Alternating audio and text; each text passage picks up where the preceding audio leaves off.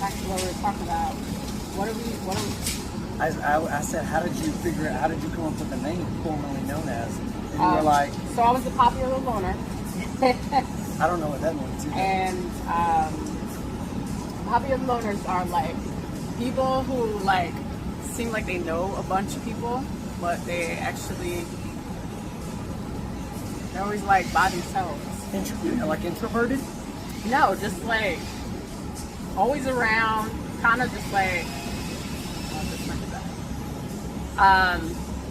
always around, but like, you know, they seem to like dabbing everybody up, like knows everybody, but then they're like, you know, always by themselves, kind of like.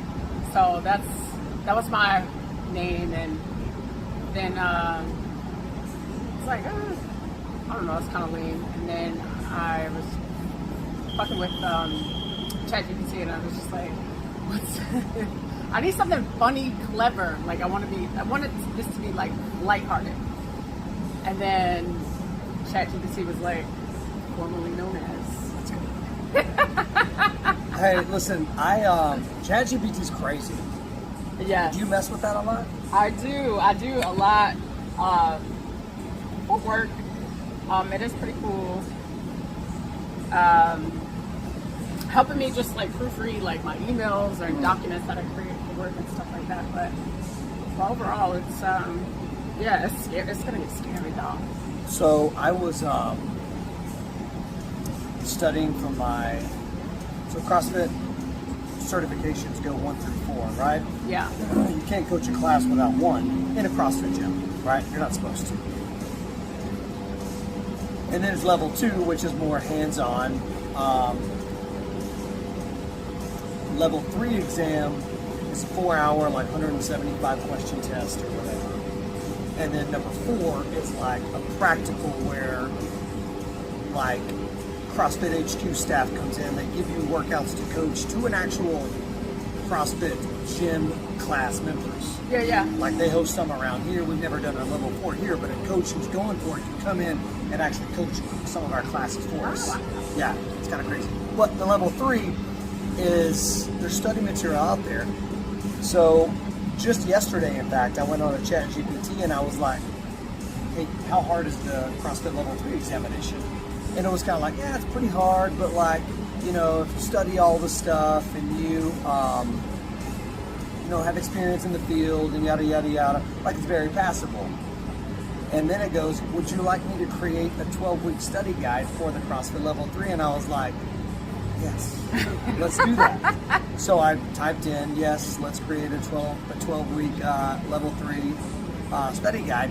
And it gives me like weeks 1 through 2, weeks 3 to 4, weeks 5 to 6, like a 6-week course with links to the articles that they want you to read on the CrossFit Journal. It was pretty dope. I don't know. It almost seems like cheating sometimes, you know what I mean? Yeah.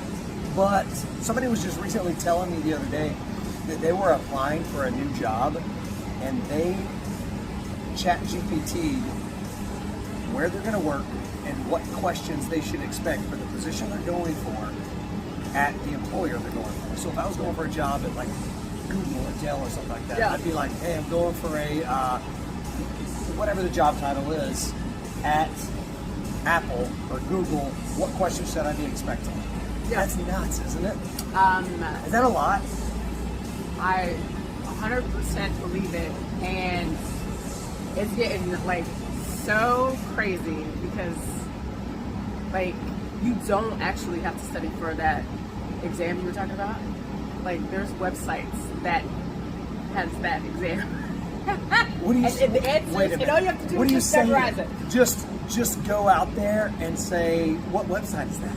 I have to give it to you. So I was watching a TikTok girly hair. I was watching a TikTok, and this professor was being let go, and he got pissed off, and he's like, "Okay, kids, you know what? You can go on this website and you can get every question, answer, exam question for this university on this website." It doesn't even seem like when there's no discipline to attain what you're going for, doesn't it seem like the credibility is watered down. Do you That's, feel that way? that's 100% where we're going, though.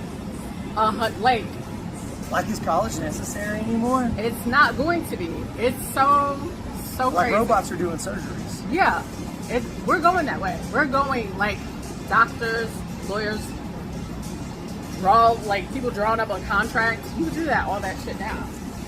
I think for some industries it's okay because it streamlines things. Where maybe I don't love that it eliminates jobs for people who have families to support, but I also don't like the human interaction Yeah. is being eliminated. Like that's life, right? That's part of life. There's more to life than just streamlining a situation. There's relationships. So I don't know how I feel about that, but like That's where we're going, bro. That's where we're get going. on board or get left behind. Yeah. I don't know. We are definitely the age of the machines, the Matrix. We're definitely going Terminator. to that. Yes. Rise of the Machines. Yes. I'll have to go Arnold Schwarzenegger on these fools. What's up, y'all? This is Trinice, That's right. blessed and highly favored hostess, and I'm here with the DOGG. Introduce yourself. I'm Landon Adams. And we're here at his CrossFit gym, and we're just potting. And what's up, bro? What's up? We're out here. We're in the gym. Nobody's in here right now. Got a fan going. I Got know. a sweat on. A little glistening. I also got sunburn yesterday, man. So I'm a little. Working out. Yeah. No, I wasn't working out yesterday. I was laying by the pool. Ooh. No sunblock. Ooh. Give me the UV. I was only out there for an hour. Yeah. Toasty. Toasty at the. What's new? I feel like I haven't talked to you in forever. What's new in life? Like I used to be your homegirl. I used to be your ace. At least in my mind, I Yeah. was. I used to come to your classes, my morning crew. I made friends and everything. And I had to take a step back, unfortunately. Well, listen, it happens. So I feel like I haven't talked to you for like ever. What's new? What's been going on? Man, from your standpoint, like if you rolled into a 6:15 or 5 a.m. class or one of those early mornings like you used to come to, the only thing really different that you would see is more people. Yeah. Like there was I think 15 or 16 at 5 this morning, maybe 13, and then 15 or 16 at 6:15. There's more people in there Yeah, now. A bunch of aw. the same faces and some of and a lot of new ones too. So that's a good thing, obviously. But yeah, other than that, from what you would recognize, that would probably be the biggest difference. Yeah, you know yeah. what I mean? Trying to think in everyday life, like what else is new. I mean, it's summer, it's warm in Texas, it's hot out here. Like people are sweaty. What do you got planned for the summer? So for this, actually, this weekend, Adrian's folks, my wife's folks, rented a house in Padre. So we're driving down there on Thursday and hanging out for kind of a long weekend and then coming back. And then I got a week in Florida with some of our besties. Yeah. They live in Albuquerque now. Anna used to coach here. So we're heading out there. Our daughters are about the same age almost. Theirs is like 5 months older. They've been best friends since like babies. So they're looking forward to seeing each other. It's kind of a nice little getaway. But other than that, it's the same old, same old. I like winter vacations a little bit more than I like summer. Yeah. Because Florida is crazy. Florida's hot. Right now. All the beaches right now. What do you mean crazy? Like just humidity. Oh yeah. Yeah. Oh yeah. It's hot. It's humid. It's more humid and hotter than it is in Texas. Plus, there's a beach, which I like the water, but I don't love the sand. Really? But it gets all over me. It gets in everything. I know, but there's All holes and crevices. There's showers. Well, listen. Or you just get in the water and rinse it off. Right. I get it, but inevitable. Like I'm gonna come home with sand in my bag or whatever. What part of Florida though? Oh God, where are we going? Not all parts Hold on. I should know this. of Florida are created. It's on 38. I know that. Seaside. It's a seaside. That That's like Gulf side or Atlantic side? that's Gulf side. Okay. I think. Oh my God. It is Gulf side. Where's Yeah. Destin? Is that Gulf? Yeah, It's Gulf that's side. Gulf side. Yeah, it's Gulf side. So I think we're flying into Panama City and we drive over. Yeah. There's like 3 or 4 little cities in there. Like I can't remember if it's before or after Destin when you drive from Panama City, but there's like Seaside, Watercolor, Seagrove, all these small little places that kind of butt up to each other, much like Round Robbie, Cedar Park, Pflugerville, and all that stuff too. But it's like bam, bam, bam, right? All on that coastal like. I've been freeway dying there. to get out there. Yeah, that whole like the Alabama Gulf Shores, Destin, Pensacola. I heard was You like it? Yeah, well, I haven't been, and I just see like a lot of social media. I've been dying to get out People there. love the beach. Yeah. Kids love the beach. I You know, do. somebody just Wait. came back from there and said the water was great. So Yeah. And so wait, going back to what you were saying, you actually prefer winter. I do. Where? Oh, like I like to snowboard. You like to snowboard? Yeah. What are we talking about? Like what resorts? Yeah. Colorado, Utah. Yeah, I've been a lot of places in Colorado. This year we actually did 3 trips. Some of our friends have a house in Purgatory. They let us stay there for over my birthday, so which was really cool of them. Yeah. So we were there for like 4 days, 4 days I think, maybe 4 or 5. Yeah. And then we were in Crested Butte, Colorado for a week. And then at the end of the season we were in Park City, Utah.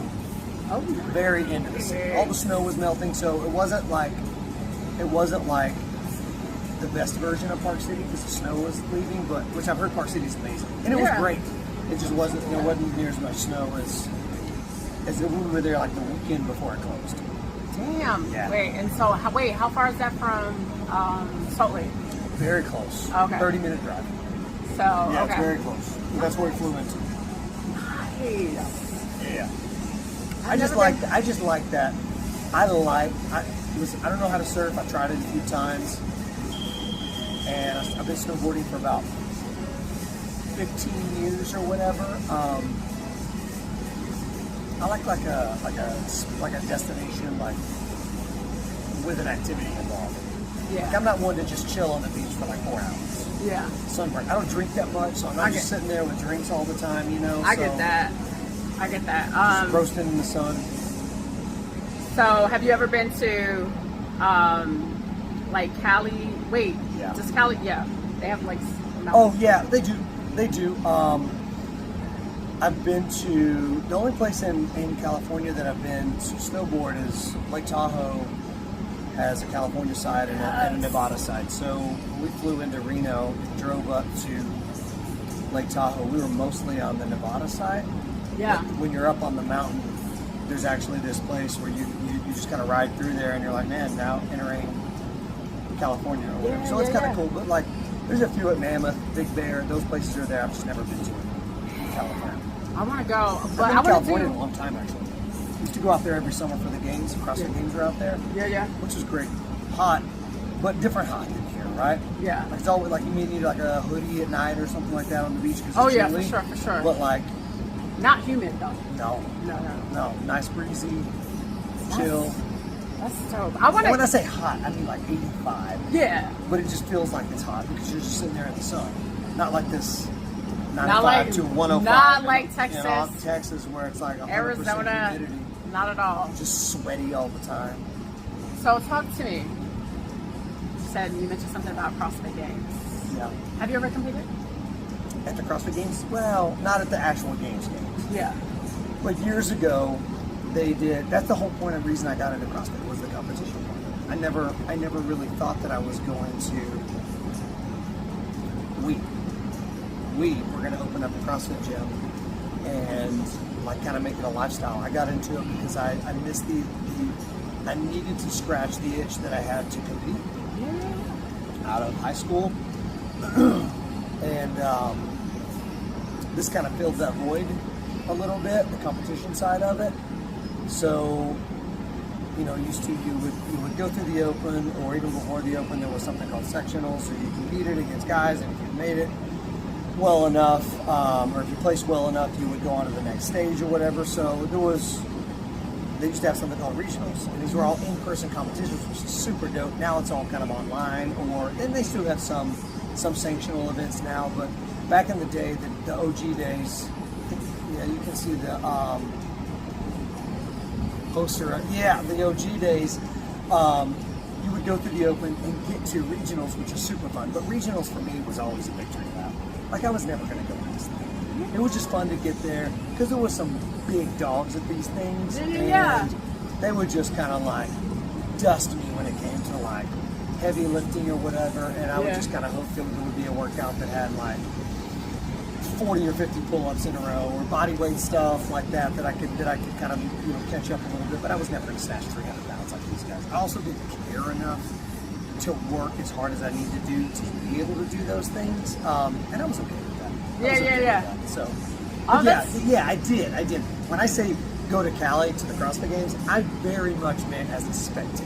Oh, right, yeah, not down on the playing field, right? I was about to say, like, that's dope-ish. Well, anyway, Listen, it was still fun to go to regionals. How it was is you entered the CrossFit Games based on the region that you lived in, right? Yeah. And then if you placed well enough over the course of 4, 5, 6 weeks of workouts that they used to do, and placed well enough, meaning the top 40 or 50, that you would go to this regionals. And it was a big deal for the guys that got there. Yeah.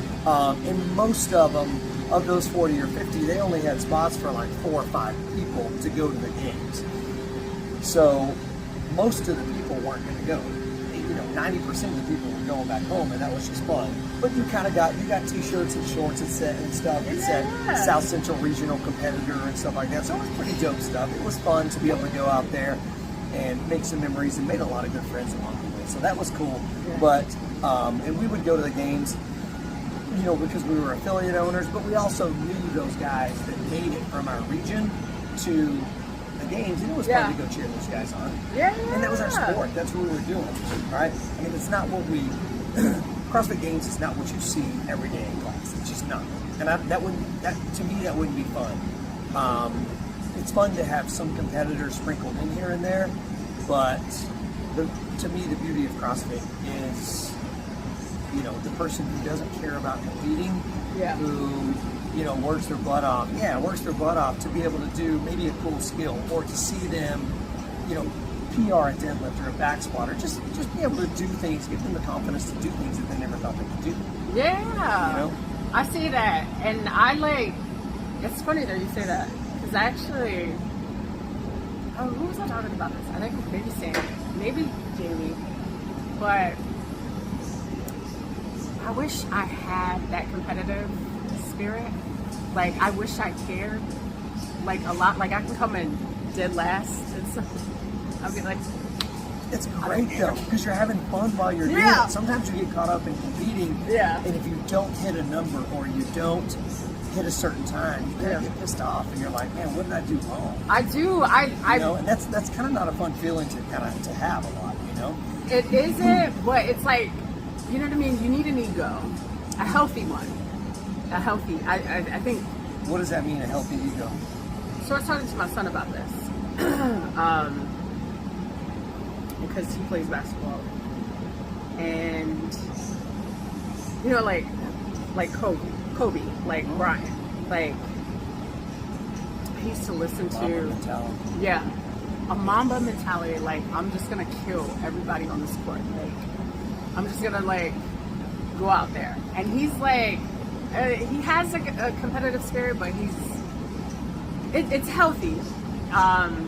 But you know what I mean? Like, I envy that. Yeah. Actually, I envy that. And that's what I mean by a healthy ego. Sure. Like, it's like, I'm gonna go out there, I'm gonna crush it, and I'm just gonna everybody eats my dust. Talking this is yourself up. mine to lose. Right. Yeah. I envy that about people. You don't have that? Not. I did a workout like an hour ago.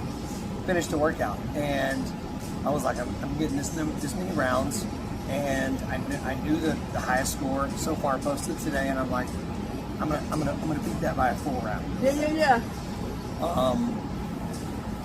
But there's also 4 more classes today. So you can't just be happy with beating the top score so far. And listen, I don't care about beating scores. I don't give a rat's ass who wins the workout or whatever. But when there's a workout that you know is in your wheelhouse and you really want to push it, then it can be healthy, right? Because I think But here's what I learned about competing is that if you don't enjoy the journey and you only think happiness exists on the other side of your goals, Yeah. you're not going to be happy because your goals are then you're going to have new goals at that point, right? So you got to love everyday training as much as you do actually competing, because burnout happens quick. And I honestly think that people who come in here in the classes we run, who like you said, you come in and I'm okay finishing last, but I have fun along the way. It's a lot of fun. I don't want to say it's more fun. It's a lot of fun to be around those people because it's that's an addictive personality to me, because they're having fun and they're okay playing the slow game. They're okay with slow progression, distant horizon. They don't have to immediately. I just had this conversation at noon with somebody today. When you start forcing progression at the same time without knowing it, you're inviting injury sometimes because you might be progressing too fast. And that happened a lot back when a lot of people who were good at CrossFit, when it was still young and the competition was in its younger years, they just, okay, cool, I can do this. Yeah. And then they would immediately progress to the next thing. So they would get hurt or whatever. Right? I've had a few injuries along the way, and it's not fun to be sidelined when you're kind of at the top of your game. It sucks. Yeah. You know? But looking back, sure. maybe playing a little bit slower game and progressing a little bit slower, some of those injuries can definitely be avoided for sure. That's why when we, our coaches, if you find a good CrossFit gym, your coach has got to be knowledgeable in progressions, but also injury prevention, or even working through an injury. And I'm quoted because I think a lot of times people may think they're more injured than they actually are. Yeah. Yeah. CrossFit gets a bad rep when it comes to going crazy, and I'm hearing people come in all the time. So-and-so said I shouldn't be doing CrossFit. Well, what's their definition of CrossFit versus what we have? Can I tell you that that happened to me? It happens. It's not surprising. That happened to me. How did it go? So, for everybody who doesn't know, I want to say like October, maybe. I was taking classes, and I don't know. You would have us do you program like burpees or something, and I'm like, can't get up. Why does it hurt when I get up? I ignored it for months. It'll go away, and we'll do box jumps, and that hurt. And I thought I just didn't absorb the shock. Sure. So I ignored it. Whatever. I did something wrong, right? Or bad form. I mean, that's a thing. That's a real thing. If you continually lift with bad mechanics and bad form, things are going to start to feel funky. Yeah. Right? Yeah. So I didn't. So let me talk about my journey a little bit. So I came to y'all, CrossFit Round Rock, and honestly, I didn't really have any goals, right? I just was I have to get active again. I'm just borderline. A little bit. Yeah, I was 226. 226. I don't mean that in a bad way. It's just crazy to see that. I was 226, and I heard. So I did boxing before boxing had closed down. So I joined you guys, and one of the things that I do love about y'all is I didn't know, anything about proper form or mechanics and things like that. Oh, yeah, because you came in and did fundamentals with Nathan. Yeah. Yeah. I didn't Nate the Great. Yeah, I didn't sort of understand that, because I've worked out at gyms and stuff like that, Sure. but I've never had somebody tell me you know what I mean, not keeping your back rounded, not keeping it straight and stuff like that. Sure. Was gonna could take your back out. So my journey here was it was cool. 3 times a week I would come. And then you know what? Nathan told me this. It was when you start, wasn't getting results, like he's like, you're gonna become addicted. Right. And that's exactly what happened to me. But one thing that I didn't kind of take serious, like I heard you guys say this things, you know, these things to me, or like correction and things like that, but I didn't like internalize it probably the way that I should have. And probably after, so I was here, what, like 2 years? Probably after, like, October is when, like, I swear I couldn't get up from, like, a burpee. Yeah. I was just like, oh, shit. That was your knee? Yeah. Yeah, it was knee, right? It was Yeah. my knee. So, and again, I ignored it. I was just doing my regular activity. I think I went to like shore or whatever. And I got so messed up. Like, I was coming out of the pool. This happened actually very recently too. I was coming out of the pool, climbing a ladder. I was like, oh shit, I'm limping, right? So I'm like, this is not normal. Like, I shouldn't be in, like... Yeah, you're like, man, I can't even get out of the pool. Yeah. And then I was actually working with Sam, doing, like, she was programming just, like, a bunch of stuff for me. That was PT or that was just ID? At that point, just she was sending you workouts yeah. and you were doing it on your own? I was just doing stuff on my own. And I was just like, girl, I got to take a step back. Like, I have to go get myself checked out because my knee had... Swollen up pretty bad. So I went to urgent care. They were like, oh, it might be like an MCL tear or something like that. I mean, you go down through all the normal stuff. A ligament tear, a tendon tear, a meniscus, you know. Yeah. Without imaging, everybody knows those things, right? I went to get an MRI, not an X-ray. Yeah. And they were like, oh shit, girl, like, you got really advanced arthritis. And I don't know. And nobody knows, like, the reason for that. But Sam had texted me. Were you telling them you were doing CrossFit? I did. Because that's where we went with this. People are like, oh, you shouldn't be doing CrossFit. You know what I mean? So I went to him. He ordered me a bunch of imaging, and he's like, oh, do you work out and that sort of thing, you know, sign up for like PT and stuff like that. And physical therapy. That's yeah, what you mean by yeah, physical therapy. ATI, physical therapy. And he was, I want to say, like, he like scared me into CrossFit not being like the best for, like, long term. Scared you away from it. Scared me away from it. It's like, you know, like, do you really need to squat and do all this heavy lifting? Like, there's no point to that. Do you need to squat? Yeah. And then he's like, he sent me an article. Which is so can I stop right there? Yeah. Do you need to squat? So my ego goes here is like, well, I need to sit on the toilet. So yeah, I kind of do need to squat. I need to sit in a chair, and I want to be able to get up out of these things. So yeah, I do need to squat. Yeah. I'm sure he was. I hope this particular doctor was saying, you need to squat a lot of weight on your back. Yeah. For some people, that may not be the idea, but I do think you need to squat, right? From a general standpoint. Anyway. No. And so, I don't know. Like, he sent me an article, like a medical journal, right? And I'm.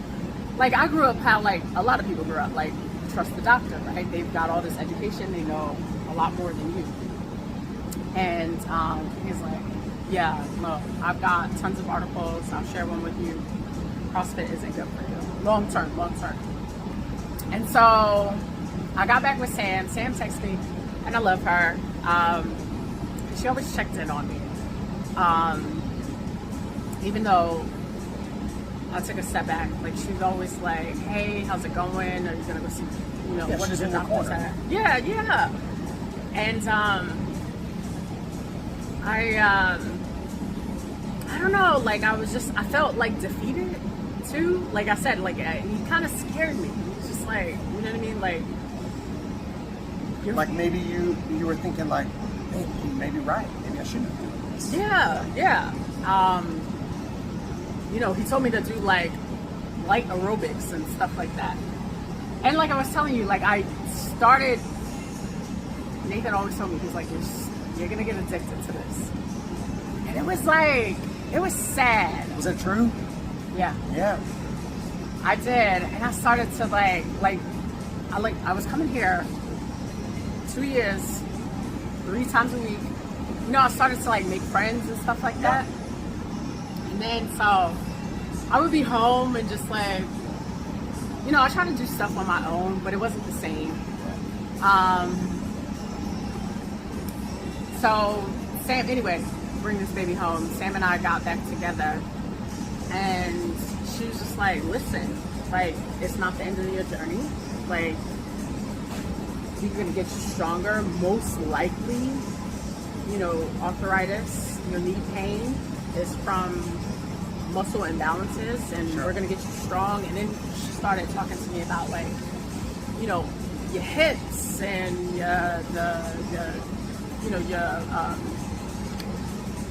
whatever, like, what you call it, like downstream, where, you know, if you have pain here, you know, upstream, stuff like that. I learned a lot. Like the wheels on the bus, you know what I mean? Everything's kind of connected, so an imbalance in one place causes compensation in another, and you got to find where the compensation is coming from to address the root of the problem. I did not experience that. I did not. No one ever like kind of like sat me down and like, even as a child, I was very active too, very athletic. Nobody talked about like the importance of hip mobility and. Well, it's not a common thing growing up, especially playing sports in school, or like my parents didn't know anything about that. Yeah. They didn't talk to me about that. Yeah. You know? Ever.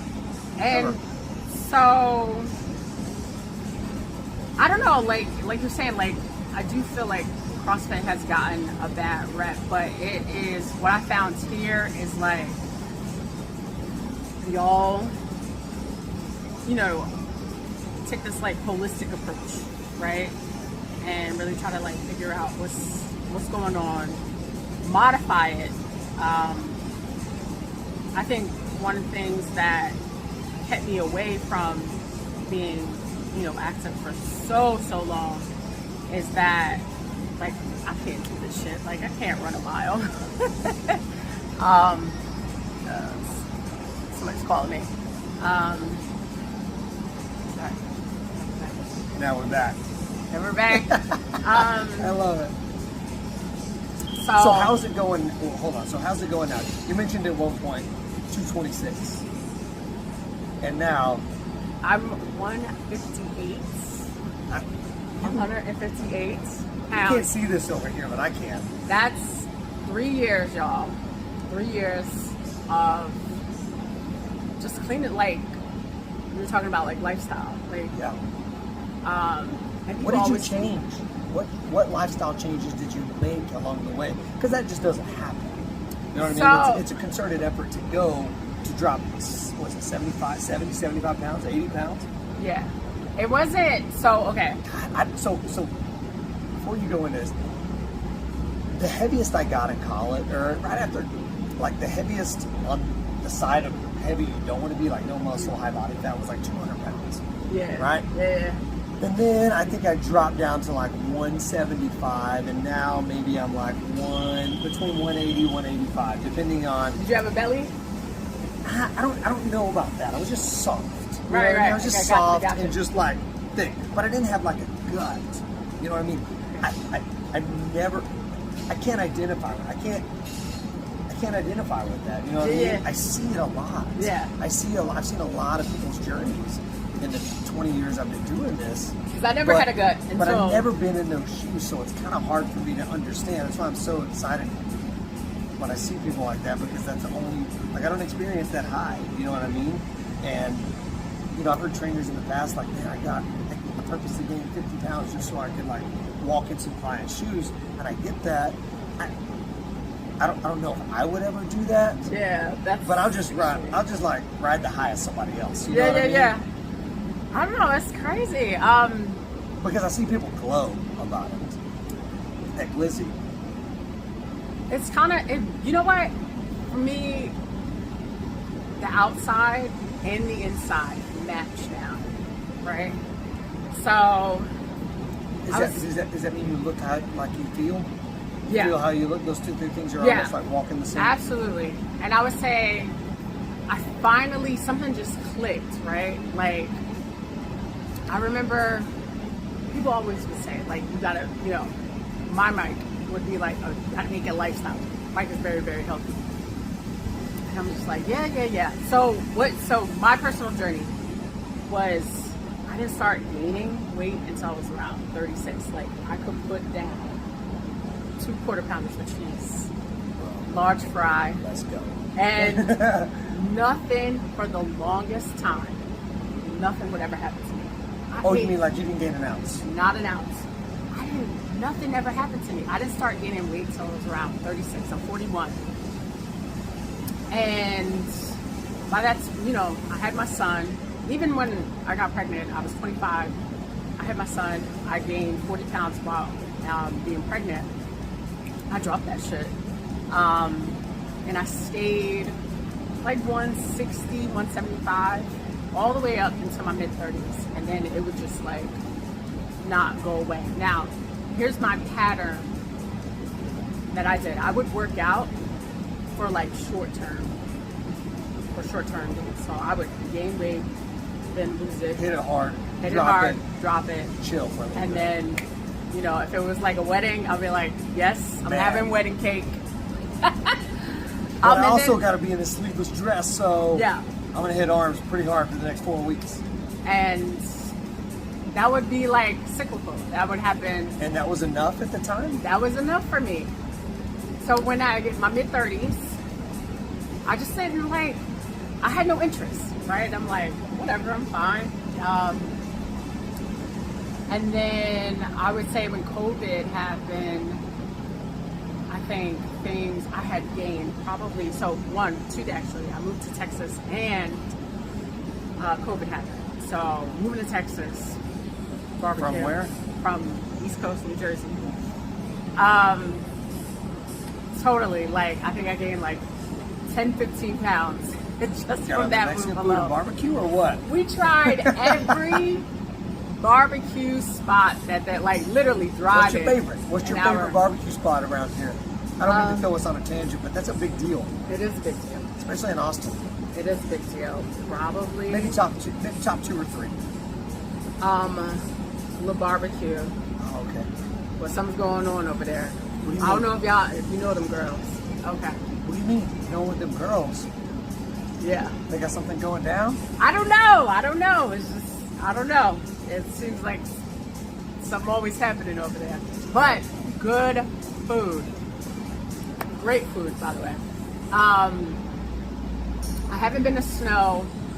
I've been to Franklin's. What'd you think about that? I've never been there. I've only had a couple pieces of brisket. And it was good. Well, see, I don't know if it's wait in line for 4 hours good or whatever it is. I'm different because I'm coming from the East Coast. We're not known for Not a barbecue. thing. Yeah, not a thing. So it's all good to you. Yeah, and I like the brine, right? My taste buds care more about like the really good brine. Yeah. I've talked to most Texans, native Texans, they like the smoke, Bro. the smoke flavor. That's not for you. So I like Franklin's because their brine Heavy is on the brine. Yeah. Terry Blacks. My top 3 blacks is in my top 3 for sure. Yeah. And I've been to the original Blacks. Lockhart and, out there? Yeah. And Terry, the brother or the uncle, whatever. Yeah, I think it's brothers. Yeah. I could be wrong. Yeah. There was a little. Yeah. There was some headbutting somewhere along the way. Some family But I think drama. it's the same. I think I've been to both and they kind of taste the same. Interstellar's a big one for me. Yeah, Interstellar. But yeah, that Style Switch. I like Style Switch too. I haven't tried that. I haven't tried Snow. I never even heard of that one. That's like everybody.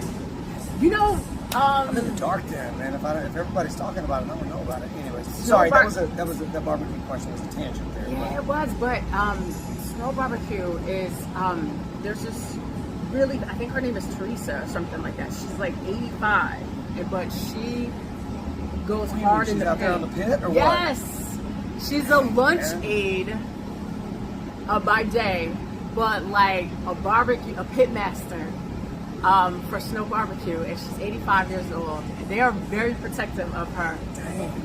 They did a whole documentary on her, and I'll find it for you. Okay, when you go eat barbecue, what's the king of barbecue? Like, what is the meat that you're gonna get? Beef ribs.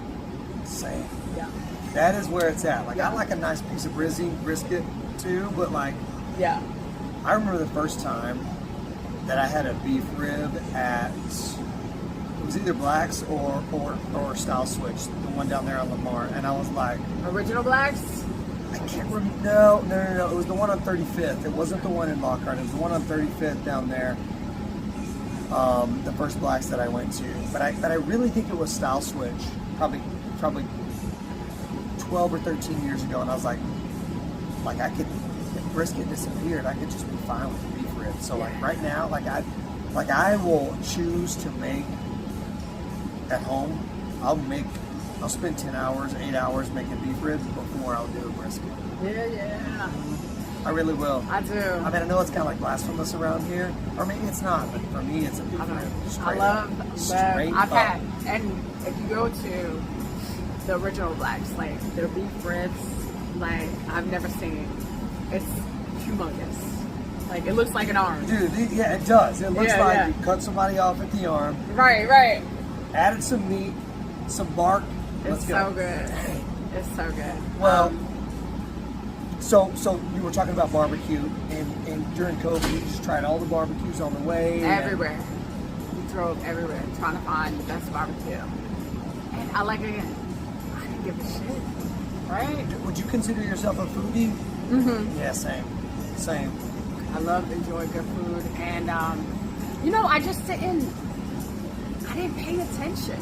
Like, other than I didn't have any, going back to COVID, like there was what are they called, comorbidities and all that other stuff. Other than being like sure, like you weren't high risk. I wasn't high risk. Yeah. I just did whatever, and I was feeling weird about my clothes. I was telling Sam, I've never had body image issues either. Like I'm just like, I like being thick. Yeah. Did you realize at the time, like how healthy that mindset actually is, to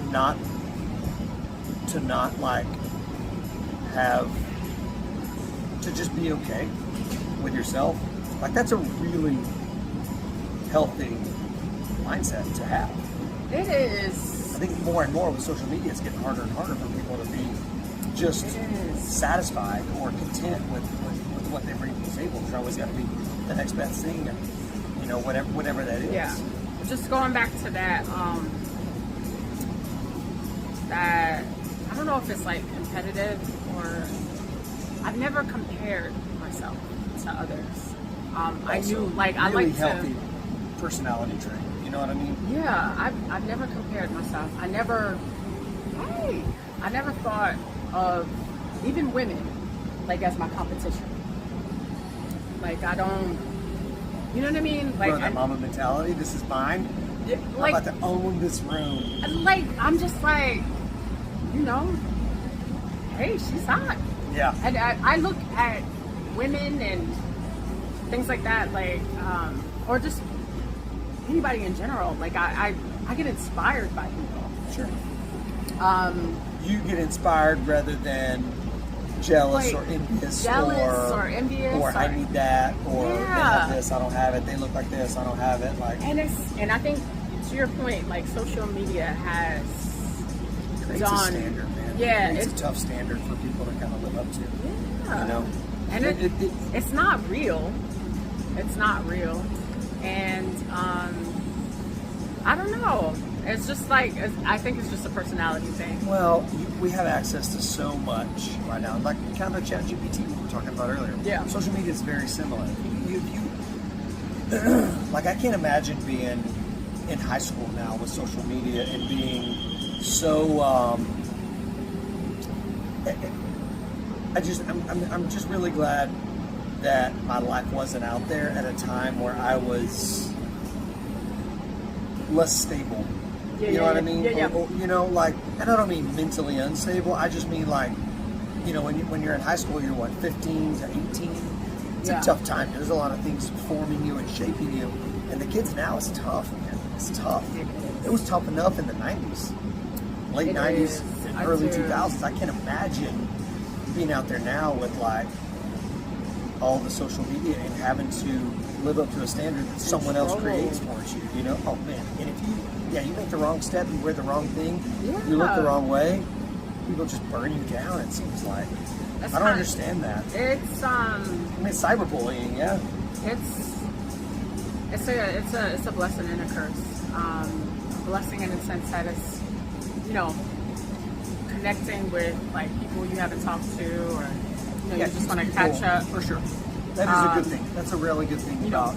I moved across country and I don't get to see anybody on the East Coast, so that's social media is my only way of reconnecting back home. But it allows people to stay in touch. Yeah, to your point. I feel bad. I see how you can go down, you know, the wrong rabbit hole with it. But it's always been like, I don't know what to even call it, because it's just like. So how much of, let me ask you this, how much of your on this whole journey you've been on, from, you know, dropping some weight to hearing a doctor say, you know, your knee's jacked, you got arthritis, you shouldn't do CrossFit, do you really need to squat or deadlift or jump or whatever? Because when people say box jump, I think jumping on a box, but I also think that it's agility moves. I can move myself from here to here, right? Whether it's forward, back, or sideways, or whatever. Yeah. And I do think those things are necessary in life. Like, you don't know when you're going to need that. So timing. So how are you now? Right? I'm down a lot of weight. You didn't obviously have surgery. I did not have surgery. They wanted me to. Not that it wasn't like he presented things in a very unique way. He's running a business, right? Surgeons like to have surgery, you know what I mean? Surgeons like to they operate. That's what they're trained at. So it'd be like me writing workouts and never doing them. You know what I mean? I think part of him and his, I guess, sort of just business, let's just say like his business, he's a doctor, but he's also running a business. Is he presents it to like, what can you afford, kind of a situation.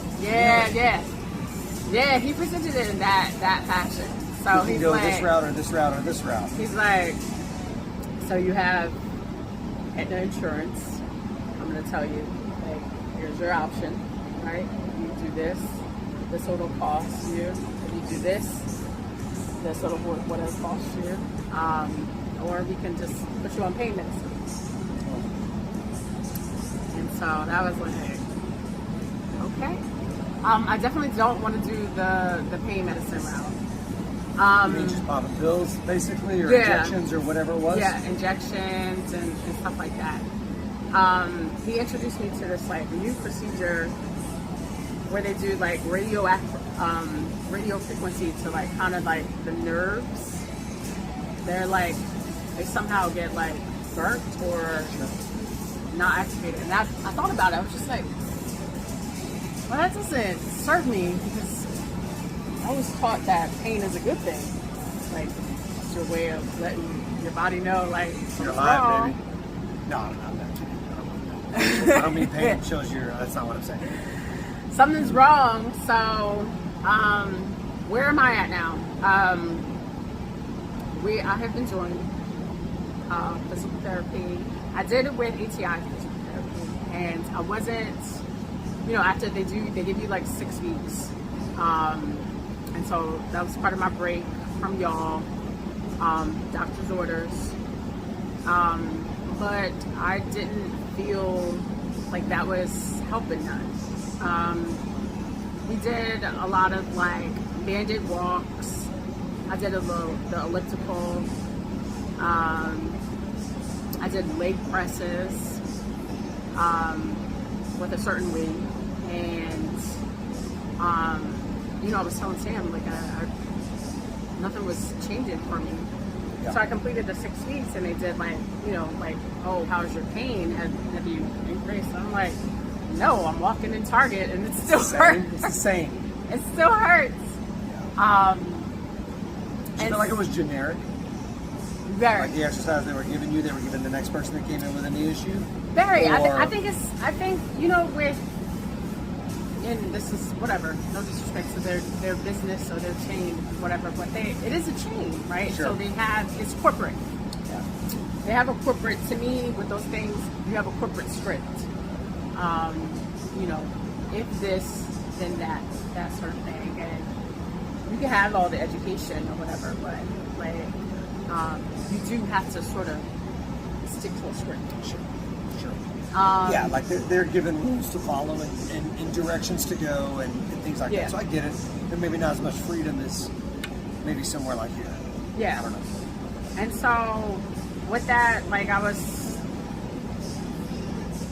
seeing Sam, and she's like, why don't you, let me come and evaluate you. Let's pick back up. What I love about her, she's like, it doesn't have to be the antidepressant. I was telling her everything the doctor was telling me. She's like, kind of like not surprised, like, I've heard it all before. Yeah, and we've heard it before, for sure. She encouraged. She was like encouraging. Like she's just like, you know what? We'll modify it, right? Well, we'll get you stronger, and then we'll modify it. So that's what I love about y'all, and that's what I love about Sam in particular. Like she was. I think the misconception a lot of the times is that you have to be some really good CrossFit athlete to be able to do CrossFit. And let me tell you something. If we were only working with high-level athletes here, and it's not just this gym, most gyms wouldn't have members enough to keep their doors open and their lights on, because that's not the everyday person. Yeah. Right? There's different levels of athletes in here, and I don't think that every person in here probably thinks of themselves as an athlete.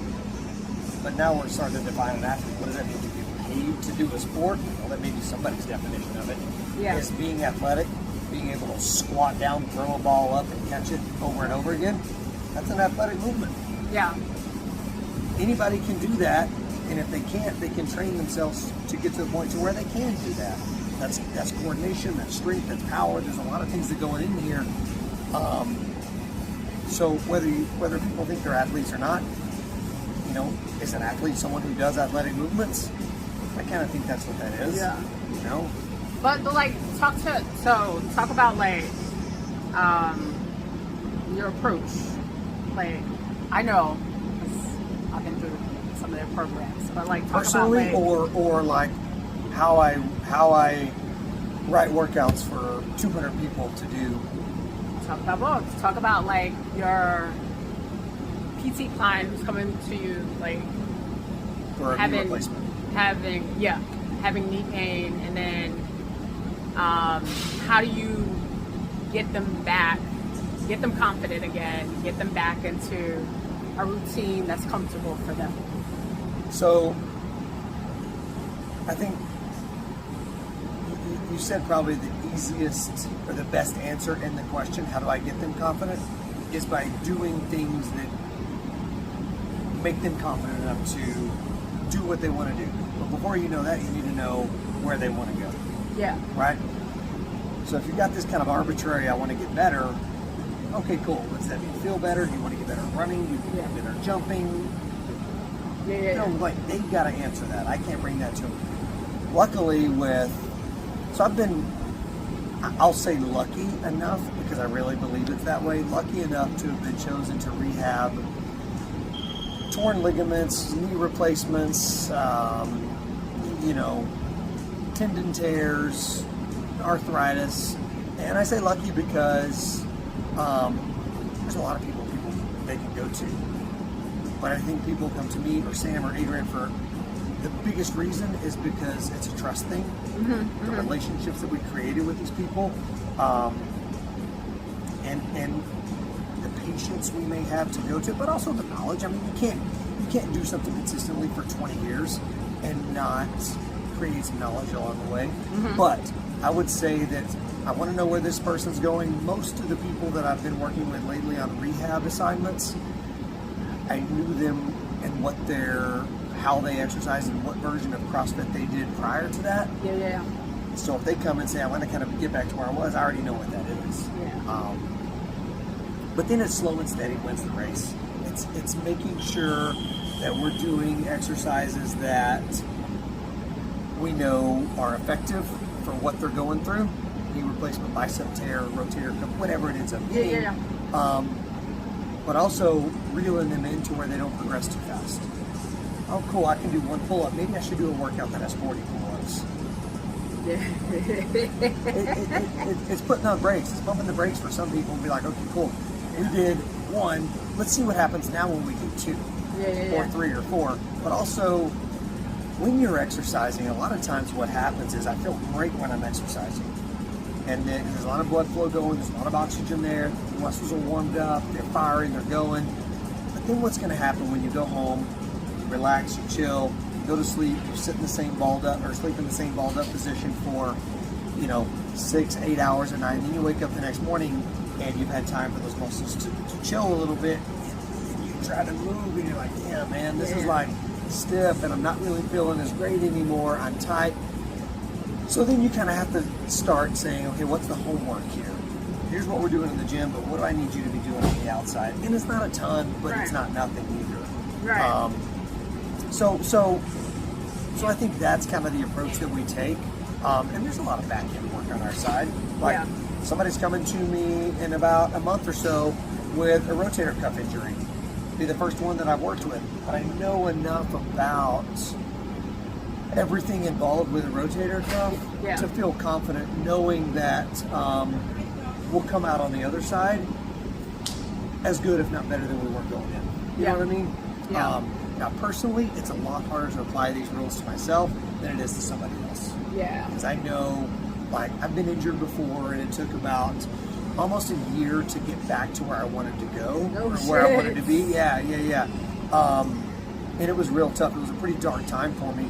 But this was early on in our CrossFit careers where competing was paramount for us. It was what we cared about. I cared about my workouts. I cared about fueling for those workouts, and I cared about recovery. And I coached classes and PT classes as well. In that priority, I did too. But now it's very much shifted. Sometimes I get 2 or 3 workouts in a week. Other weeks I'll get 5 workouts in. Sometimes I crush workouts, and other times I just kind of cruise through. So the point is to move, hedge my bets for later in life to where I can do all those things. I can squat. I don't need help, going to the bathroom. I can shower alone when I'm 70.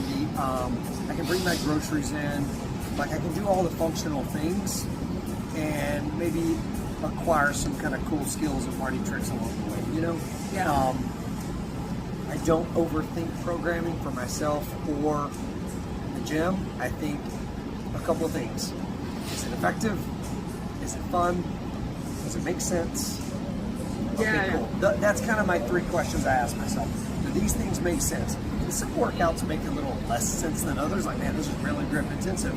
Now let's put farmer carries at the very end. So we're not always doing, we did 1 grip exercise, we're only going to do 1 more. Yeah. Sometimes we overtax things a little bit, but in such a way that we're still smart about it, Yeah. We want to make things mechanically sound. effective and fun. Those are kind of the three things I like to answer when I talk about workout. So, Yeah. but at the end of the day, I can't decide that for somebody. They'll decide how hard they're going to push. And if I can see, you can't always feel form breaking down. That's what another set of eyes is good for. So that's where we'll kind of try to intervene a little bit. But I'm not here bossing people around. I can't look at you and say, you know what, you are not going to do those. Like I can guide you. I can tell you, like risk reward. I just don't think it makes much sense. There's always tomorrow. Yeah. But if you keep going at this, there may not be tomorrow because you may be sidelined. And I promise you this, it's always better to dial back a little bit today and be able to show up tomorrow than to go so hard today and be sidelined for a week or a month or a year in my case, you know? Yeah. It's tough. It's tough. If somebody comes in and they want it so bad, things don't always go perfectly.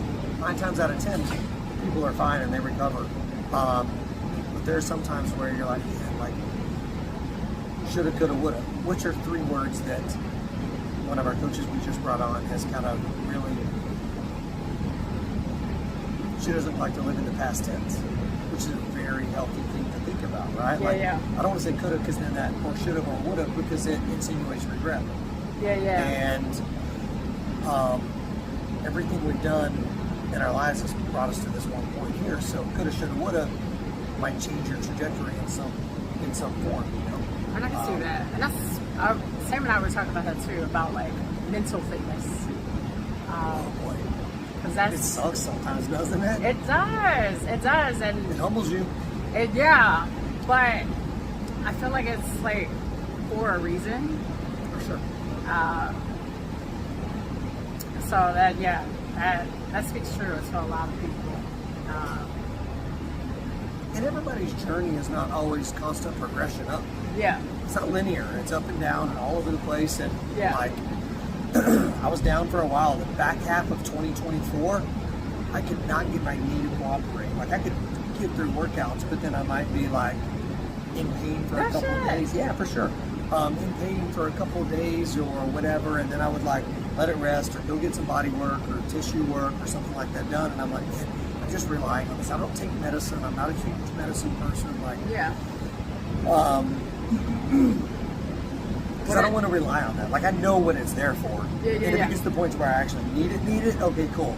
But a little bit of a throbby knee is not a reason for me to take 4 ibuprofen and go hit a workout. Like like I used to do that because the competition was on this day regardless of how you were feeling or not. Yeah. But now it's like, I'll just take it a little bit easier tomorrow and do some rehab exercises. And we kind of dive in with rehab. We're attacking the area, not shying away from it. You know what I mean? And that's... Sam's been programming for me for about 8 months now. Yeah. And again, it's not all it's not all linear now. Wait, I started in like October. No way. You can tell me this. I didn't tell you? No, wait. I mean, wait. I'm not hiding it from anybody. So wait, but... hold on. Wait, do you have... Wait, so what's wrong with your knee? Did you tear something? Or... No. I didn't have imaging done. I didn't have imaging done. I knew something. I knew nothing was like structurally wrong, right? Yeah. And you know, I also don't Google a lot of things because it goes worst case scenario. Do you do that? Yes. Oh yeah. Everything. So you had like, and you had all the things. I made myself cry one day. Yeah. Like, I mean, I used to, and you're like, damn, man, what do I have? Yeah. Oh, God, you're like, what's going on? Like, my knee hurt, and now I'm like itchy. You know? Because your mind tells you something that's very different than probably what's actually going on, which is why the movement screen is really good. It's also why imaging is really good because you have some definitive stuff. Yeah. Right? And that's a really powerful tool to kind of know what's going on. And even if you didn't know imaging, but you did a movement screen, you can't see what's going on, but you can see compensation. And it gives you direction of where to take your training and your rehab, right? I did not know about that either. And it's a slow process, right? So you come in here to class, and we've got squats, and your knee hurts. Man, I squatted through this whole thing. It looked different than maybe what the rest of the class was doing. Yeah. But I was still squatting. Yeah. Like I wasn't not doing functional movement. But it was basically like, it ultimately ended up being what I feel really confident about saying was knee tendonitis. I had it in my knee and had it in my elbow. I didn't do muscle ups for like 3 months just because it was a lot on that joint. But we did a bunch of like elbow rehab and exposure to tempos, negatives, isometric holds, things like that. And not always the sexiest looking movements you're going to do, but the effectiveness was far superior than getting on the bar and doing a workout on Monday and then not being able to do anything or even grip a coffee cup or something like that the whole week because it was so inflamed. And for what? Just to show people I can do muscle ups? People want that. Yeah, right. You know what I mean? That's not proving anything to anybody. It was proving to myself that I could be, that the ego was above and beyond, and that I was just being a little silly about it, you know? Yeah. But somebody also looking at your situation from the outside in can also be a really healthy thing. Yeah. Because they're less, I don't want to say they're not emotional about it, but it's not their body, it's yours. And they're right, yeah. They're taking a different approach. A different than you do it lens. from. You Yeah, see see it through a different lens, for sure. different lens and objective. They see it in a different way, in a different light than you do. Yeah. And sometimes you need that. Yeah. Not sometimes. A lot of the times people need that because they get stuck in their own ruts and their own neural pathways that kind of like you're on autopilot. So you just, well, my knee hurts, I'm not going to do anything. I'll just do upper body. And you do upper body so much that now you're at the shoulder jacked. Yeah. You know what I mean? Like it's a slippery slope, and it becomes this cyclical thing to where you're just like always got something going on because you're overtraining one and you're just avoiding what the problem is. Yeah. So that's interesting because so just go back to what you were saying about like overcompensate your different movements, right? Sure. You compensate like when you feel pain in one another, but then mentally too, you can kind of put that same strain. You feel defeated and you're like, I'm going to prove to myself that I actually can squat today, and I'm going to go harder than I should, or over the top, or past my threshold of what I'm capable of right now. And you get to a situation and you start putting yourself, you become more vulnerable than you should be, than you were before, because DPC, C4 started and you kind of did your whole team. Yeah. You know what I mean? Yeah. But yeah, it's a different approach, you know? And we used to be guilty about that too. Someone came in, their low back was trash. Oh, we won't deadlift today, we'll just bench press. And we just avoid it. We would just avoid it. One, because of lack of education on our part. Yeah. And two, because I don't want this person coming in here and getting more and more sore, because then the idea is that, man, I was deadlifting, where did you work out? CrossFit Round Rock. Oh, you hurt your back at CrossFit Round Rock. This is kind of where that bad reputation that CrossFit gets over the years kind of goes through word of mouth, and now everybody thinks CrossFit is negative for you. Yeah. Because what people see of CrossFit, unless they're in a gym, they see the sport on TV. Yeah. You know what I mean? Or like social media, like these You don't viral see clips. NBA practices. Yeah. You see games. Yeah. You know what I mean? Yeah. Practices probably look very different than games. We're in here practicing fitness and practicing exercise every time, not to win it every single day. You know what I mean? Yeah. No, it does. And we're talking about like, I don't know. It was like, I don't know. I felt like the workouts were like holistic, right? They weren't just like, you know what I mean, to get somebody like ripped. I don't know. I saw that. You never actually told me that, but like that's what I kind of seen throughout. Like, yeah, that's your takeaway. Yeah. Yeah, that it was like whole body, functional. So that's good, and that's good. Like, because we're looking, maybe patrons or students or athletes or whatever, we're looking to the coaches to kind of like guide us Yeah, what are you looking for? What do you look for in, I mean, you said guidance, but have you ever been to another CrossFit gym? I actually, have. no, I lied. Oh, I that's okay. Listen, I encourage this. I did. I encourage this because people need to see there's a lot of good ones out there. There's some so-so. There's some not good ones out there. You know what I mean? Like, Yeah. But again, people have to decide how they're defining good. You know, what are they looking for? I look for, There's gyms out there that have workouts that just are meant to crush you. yeah, Whatever.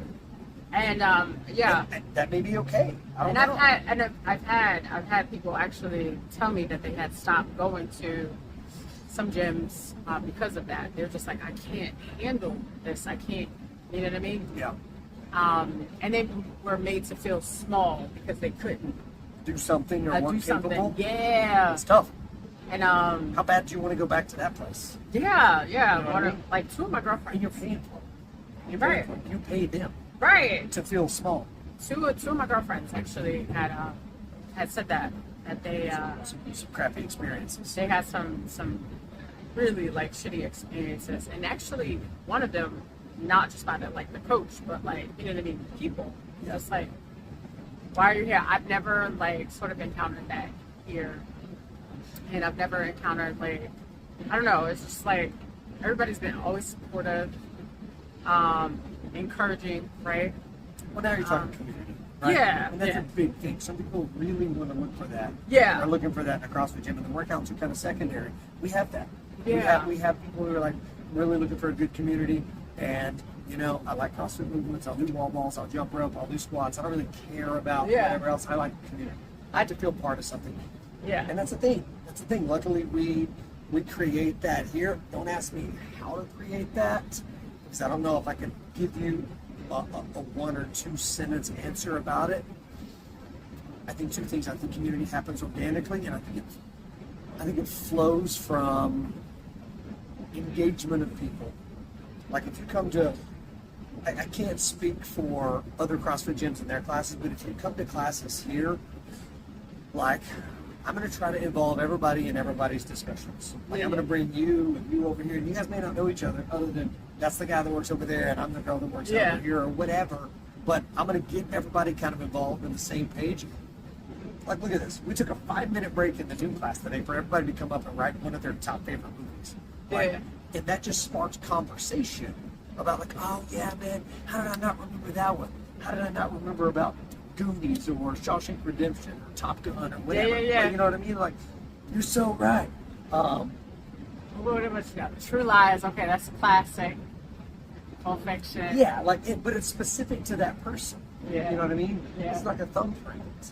And everybody's got that. And they bring that thumbprint, and it comes out in personality. It comes out in athletic ability and strength. And it's all part of the mix, you know? Yeah. And that's fun. There's every level of fitness you've seen. There's every level of personality. But it's addictive. It's positive. And it's infectious, you know? It is. I was saying, like, probably going back to the fun part, we had even 5 a.m., Oh, 6 o'clock, we had fun. And I think that's what I look forward to. I don't take myself serious at all. And it was nice to meet like a few, like I was like starting to make friends, like a couple other people that don't take themselves as serious. Sure. And we had that in common, right? And make fun of one another or ourselves. And yeah. it was good. It was good. It was good. Listen, What's up, Sammy? I'm okay. The small boo thing.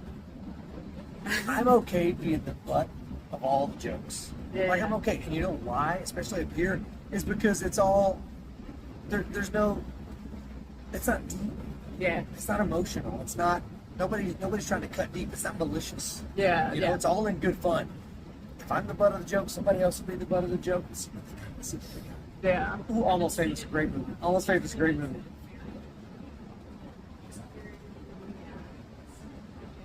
Which one did I write? Almost. I don't know that one. Do I know that one? Which one? Almost Famous. What is that? And I wrote one more. I wrote it left-handed. I wrote it left-handed, so it looked like it was from somebody else. Yeah, it's both of those. Oh yeah. And they're also Classic. right next to each other. I would say my favorite probably be Pulp Fiction. Up there, The Matrix. Shawshank definitely. Redemption is. Well, you just end up picking one of those. Yeah, you can write your own. No, What is no, your but- favorite movie? My probably One Coming of. to America, but James Earl Jones, Eddie Murphy. Pulp Fiction is strong. Dude, you know who else? I know the entire script. Do you remember Arsenio was in Coming to Yes, America? yes. He was Yes, like, by the way. Hi, how are you? I'm Denise. Trinity's nice to meet you. she's the coulda, shoulda, woulda. Oh, Remember when you told me your theory on, I don't say coulda, shoulda, woulda? yeah, we were talking about you. We were talking about you too. Yeah, It insinuates Yeah. regret. yeah. Oh yeah, everybody's made the show here. Yeah. I can't remember where I was. What we were talking about. You know what? I'm It's getting okay. old. I'm 41. We in our 40s. I'm losing a little bit, but it's all right. Like I'll walk into a room and forget why I walked in today. But you gotta stand still and you'd be like, Shit, why did I what am I doing in my closet right now? Oh, I need some underwear on. I need it. All right, wait. All right, so this doesn't have to be the end, but Let's go. I have some questions. Yeah, bring it On up. lightning. This is my first time ever doing this. Lightning, it's called lightning round. Okay. Getting to know Landon. Are these quick answers? Is Is it like, no. I'm Well, probably maybe, not I gonna don't be, know. yeah, like I was saying They're before we stupid. started, like I can be calculated sometimes, but I don't want to be too verbose. You know what I mean? Like I'll just try to be. Let's go. No. They're silly. You'll have no trouble. Okay. What is your most used emoji? Ooh, oh man, we just had this at noon. So you know when you pull your emojis up. So a couple things. I use a heart a lot. I use a peach a lot. I use an eggplant a lot. Oh my god. I use the crying, laughing face, and I use the bawling face too. But I only use that when like I want someone to be involved and they can't for some. You know what I mean? Like, hey, I'll see you at 6:15 tomorrow. Oh, I'm out of town, and I'll put the bawling face or whatever. Okay, so you guilt trip people. I Perfect. got nothing to hide. Use Love that it. eggplant. Sorry. All right. What never fails to make you laugh? Oh, my kid. Aww. My kid. She's 7, and she doesn't even mean it. You know what I mean? But she's always like, either make me laugh or put a smile on my face. I also know if it's not her, I'm gonna laugh during every class. Yeah, like yeah, I'm yeah. just gonna have fun. Yeah, You yeah. know what I mean? Same. You know, like I'm gonna laugh during every class. Yeah. So it's gonna happen. It's just cute. What was your first job?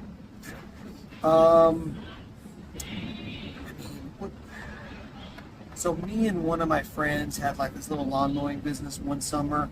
I think it was after our freshman year, and I think we both had hardship licenses. So we were mowing some yards. We probably had like 5 or 6 yards that we mowed.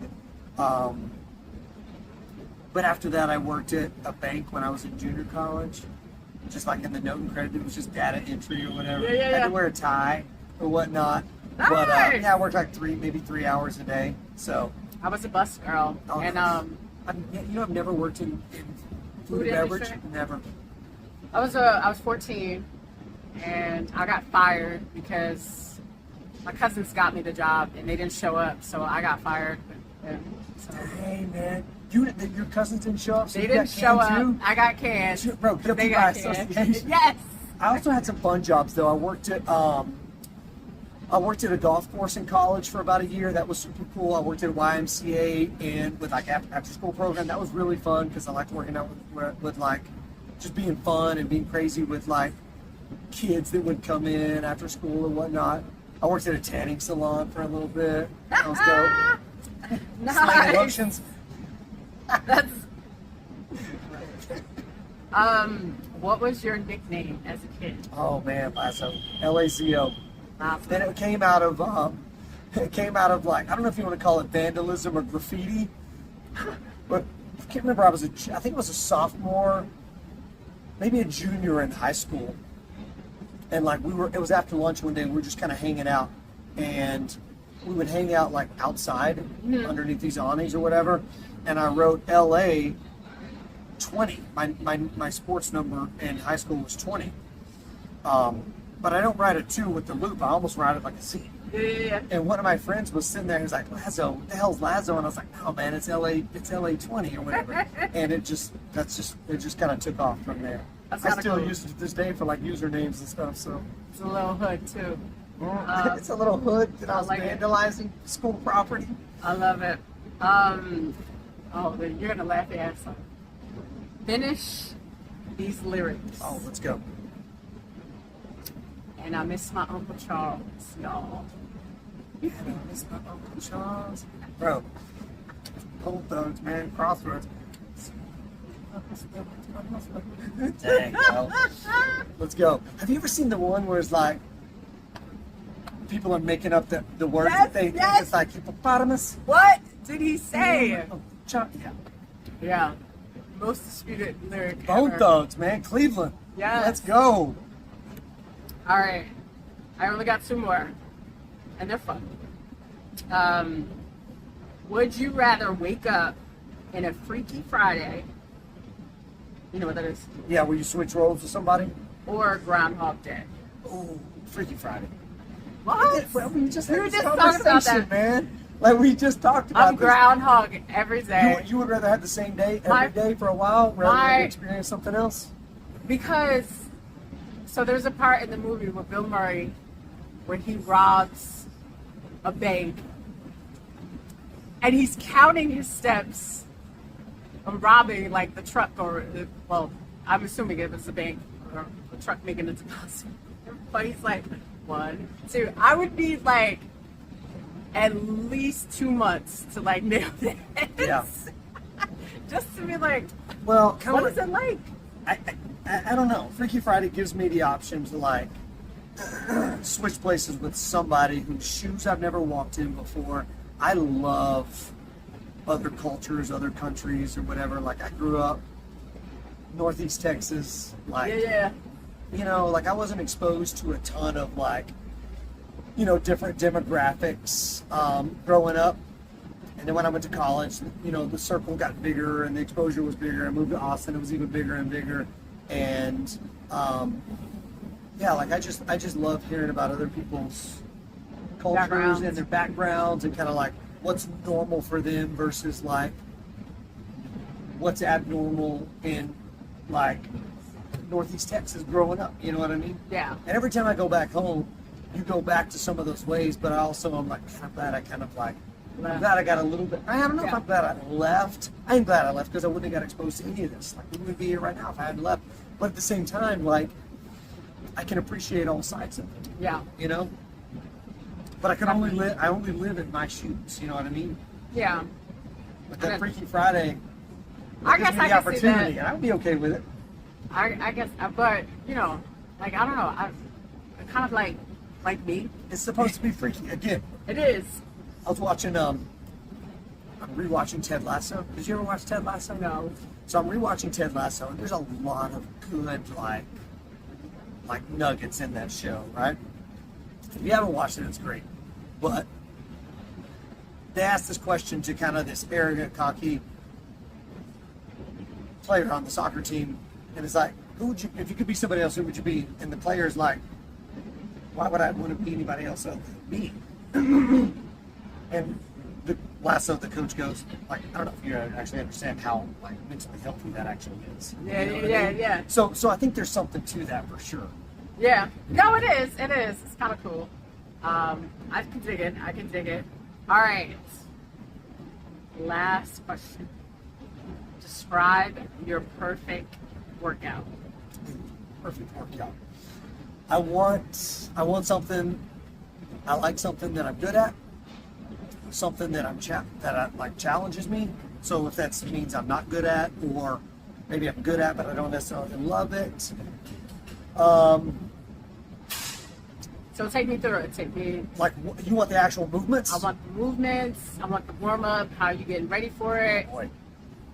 So when I write workouts either for myself or for the classes, I always write the warm up last, right? Because I want to know what we're warming up for. Some gems. Right, so I always write the warm up last. I'll write if I know we're doing a strength piece on this day, or maybe not, maybe it's a longer haul conditioning. I always put the warm up last because I need to know how to prime for what I'm going to do. Right. So for me, I would probably come in from a strength standpoint and do a lift that I like but's challenging me. My bread and butter was always a deadlift. I always loved to do deadlifts because I was good at it. Back squats, probably my next favorite. Front squats, if they disappeared off the face of the earth, I'd probably be okay. I just don't love it. But I'm also not great at the front rack position. So again, something that challenges me. So I would be okay with that. I may not love every moment of it, but I'm okay facing a challenge, right? Yeah. From a conditioning standpoint, I like anything body weight. If it's pull-ups or muscle-ups or toes to bar or handstand push-ups or handstand walks, any of that stuff I'm okay with. I don't, so let's just say muscle-ups, power cleans, and running or rowing or biking. I don't love couplets. I always feel like I'm leaving something out. Yeah. I've gotten on board here lately with being able to throw them in there and do them more. It's kind of a rut that I get stuck in with saying this workout needs one more thing, right? Yeah. Sometimes less is more, and the beauty is in the simplicity. Yeah, for sure. But I would always go back to a warm up and prime my shoulders, prime my hips, prime my core.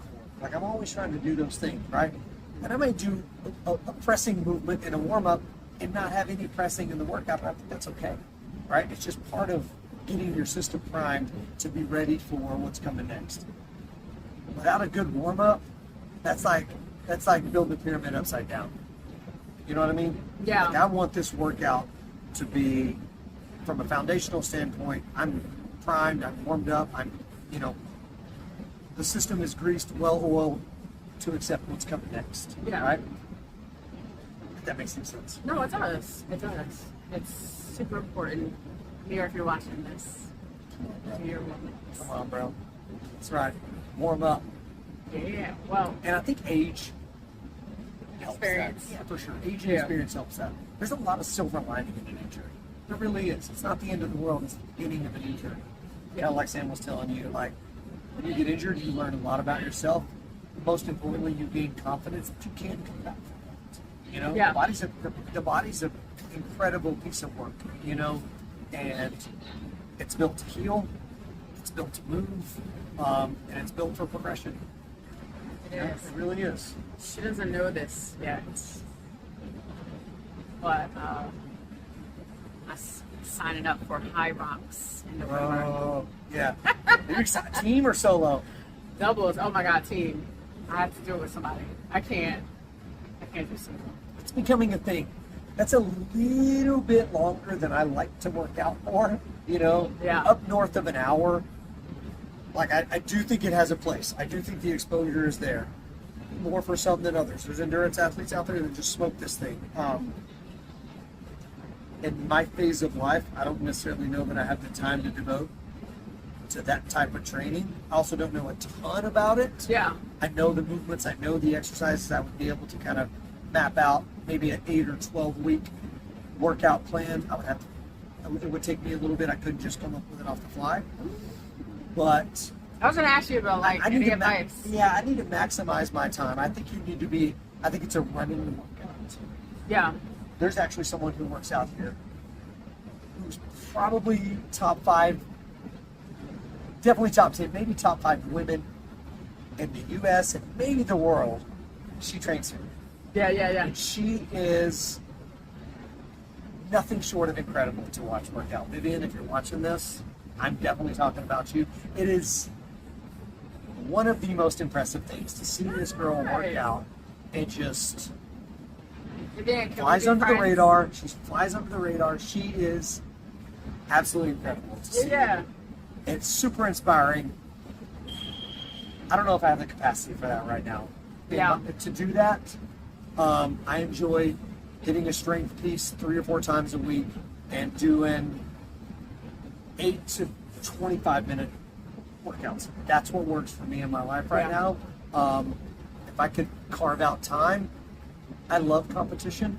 I don't care what it is. Throwing darts, doing high rocks, or seeing, you know, who can throw the first ping pong ball into a solo cup. Yeah. Damn, that sounds like beer pong, doesn't it? Yes. I don't drink that much. I don't drink enough to play beer pong. But you know what I mean? I just enjoy competition. So I can get on board with it. Yeah, no, I'm not. Michael So Jordan taught me that. Go, baby. Sorry for you LeBron lovers. it's for me it is probably where you're talking about that, where I'm weakest at, you know? And so I think my reintroduction back into Are you doing it for competition, or are you doing it for like when people sign up for a half marathon? shits and giggles. Okay, cool. I definitely, like I said, I definitely think that everything alternates with a 1,000-meter run. Yeah. So And yeah, that's there's what- 100 wall balls at the end, but there's, oh man, I think there's 6 1,000-meter runs. 6 1,000-meter run, wall balls, and goddamn burpees. Oh, it's 80 meters of burpee broad jumps. Yes. Sled pushes, sled pulls, rowing, skiing. And It's an endurance race for sure. that's where I'm weakest. I feel like You're diving in the deep end, you're jumping in the fire. it's funny because one day I came to her. It was just like, you know, when this is all said and done, I want to be a bodybuilder. You said that? I did bodybuilding for like 4 years. It was great. Yeah, yeah. And she did. I put on some good muscle, got pretty lean, doing it. She told and me. It's fun. Yeah, she told me. And I would compete too. Not like physique or anything. Like probably like wellness or Sure. bikini or whatever. But You know, Adrian did that. yeah, she told me. Sam told me. Sam told me. Yeah. And then I don't know. I'm weird. I'm like, I'm doing hot rocks. I think you should do it. Jump in and do it, right? We've had a lot of people here to do a race, and when I asked them, I was like, how different was it from doing CrossFit? And they're like, it's different, it's longer, but some of the best training they ever did was just consistent CrossFit. Yeah. Like they may have run a little bit more. Like if I had a row, they would run. They would sub Yeah. out some stuff here. If I had thrusters, they maybe do wall balls or something like that. They would train specifics and kind of piece out some pieces of a workout with pieces that were specific to high rocks. But it all comes back to just their consistency, and CrossFit or exposure to those movements was a really good foundation Yeah, for going into a race like that. totally. She doesn't know this yet. She's gonna program me some shit. When are you gonna tell her, or is she gonna watch this and find out? Probably gonna watch this. She's gonna be like, please. But But no. she also might be like, let's go. Yeah. And that's cool too. Yeah. So it'll be fun. I like that. I like deep, but I also like wide. You know what I mean? I like diving all the way into something, but I also like experiencing a bigger realm of multiple things. And that's why I like CrossFit. You know what I mean? I don't only like wall balls. I don't only like running. I don't only like It's shallow. power cleans. There's a Yeah. bunch of different things you Things can that- throw in the mix, right? How many different moves? What do you, Well, there's 33 up there, but It's my like- theory too is like we've kind of created some movements up here. We put a dumbbell snatch with a reverse lunge, and we called it an American lunge, right? Why American? Because a dumbbell snatch goes all the way overhead, much like an American kettlebell swing. Yeah. And we put it together with a lunge, and it's almost like a split dumbbell snatch, but a little bit less reactive than yeah. maybe a split jerk or a split snatch or something like that. But yeah, there's a great video that myself, Sam, and Nathan did a few years back about it. If we could find it, God, just try to find it somewhere. I think we put it on Facebook, but it's fantastic. But yeah, if we can make something mechanically sound, Yeah, yeah. let's go. And it makes sense. If it's functional, if it makes sense, if it's mechanically sound, let's see what happens. Right. I don't live in this box of like only the workouts that I think of or movements that I think of are good. That's putting myself in such a small box and being very shut off to all the greatness and the beautiful workouts that other people are creating. Yeah. CrossFit's a brand. They don't own power cleans. They don't own back squats. They don't own kettlebell swings, right? Yeah. They're a brand and an affiliation, and there's science involved as far as how the body works and how the body moves. And there's some ideology that resonates really well with me, but yeah. Yeah. Y'all, and on that note, I know you got We another got a class class about to start here in about to 15, start. so Dude, we'll wrap it up. we did. That's so good. did An hour and a half. and 30 minutes. And look, we didn't lean back. We didn't we didn't Kept fall it asleep. forward. We didn't knock anything over. Hopefully this thing's not on mute. No, you tested it. You tested it. I would be Do so you, bad. do you have an outtakes reel? I know. Not Like if yet. somebody like farted or something, Yeah, you like yeah. cut it out and be like, oops. Yeah, that's probably coming. Because I'm silly like that, but It's fun. Everybody loves outtakes. yeah. I don't want to say everybody. I don't like to speak in finalities a lot, all the time, everybody, whatever. But It's I fun. think outtakes are accepted more so than not. They you know? are. They are. And then any opportunity I can make fun of myself. Because I don't take. The butt of the joke. It's okay to be the butt of the joke. Yes. Yeah, I Because don't you're not take. taking yourself too seriously. I You're having fun along the way. probably should at times. I think there's time and place, right? But for the most part, my day to day is pretty hilarious. Good. I appreciate you having me on. Oh, well, I love y'all, and I love what CrossFit has done for me, not only physically, but mentally. And, You learn a lot about yourself. People do. Dude, I would be a very different person if we wouldn't have decided to jump in 15 years ago and kind of build this place up. So yeah. it's not because we're not here 15 years later because of us. Yeah. It's because of everybody that decided to say, you know what, I'm going to try these people on. Because that's really what you're doing, is you're trying the people. 15 You know, years. Congrats, It's a bro. lot. Thanks. And God bless. Yeah. I'll see y'all.